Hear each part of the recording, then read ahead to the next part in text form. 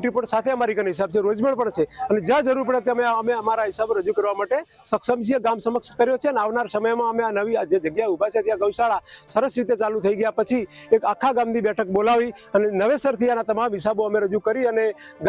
ગ્રામજનોને જેવું હિતમાં લાગશે એ પ્રમાણે એક નવી ભલે કમિટી બનાવવાનું કહેતો કમિટી બનાવી અને ગાયોની સારી રીતે સેવા થાય, ગાય માતાની સેવા થાય અને ગાય દુઃખી ન થાય એ બાબતનું અમે ગામ લોકોએ બધાએ આજે નિર્ણય લીધો છે અને આ બાબતે કોઈ રાજકારણ કરવું નહીં અને આની અંદર જો કોઈએ ખોટું કર્યું છે અને એમાં મેં પણ ખોટું કર્યું હોય તો પરમાત્મા મને માફ નહીં કરે અને અમારા તો ધોણી છે, સાક્ષાત પરચો છે ત્યાંનો, એટલે ગાયો માટે કરીને કોઈએ ખોટું કર્યું નથી, કર્યું હશે તો એને ભગવાન માફ નહીં કરે. જે અમારા ગામની લખીરામ ગૌશાળા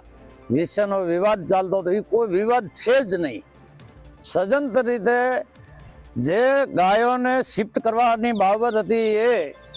રણપુરી બાપજીના હાથે ખાતમુહૂર્ત થયેલું હતું, જગ્યા એની છે, ગામ એનું છે.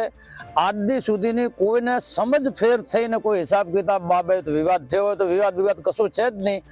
રણપુરી બાપજી જતા રહ્યા ત્યાંથી લઈને આજ દી સુધી ખર્ચ, બેલેન્સ અને આવક આના બધા હિસાબ ક્લિયર થયેલા છે અને ખોટા કોમના 12 નાકા અંદરના ઘણા ગેરસમજમાં જો વિડીયા બનાવી અને અમારા ગામને ખોટું બદનામ થતું અને એવું કરવું હોય તો અમારે આવું કરવાનું થતું નથી અને ગામ વચ્ચે હિસાબ બધા ક્લિયર થઈ ગયેલ છે. પડતી હતી એટલે ત્યાં ગાયોને શિફ્ટ કરવાની બાપુની રજા લઈ અને બધાએ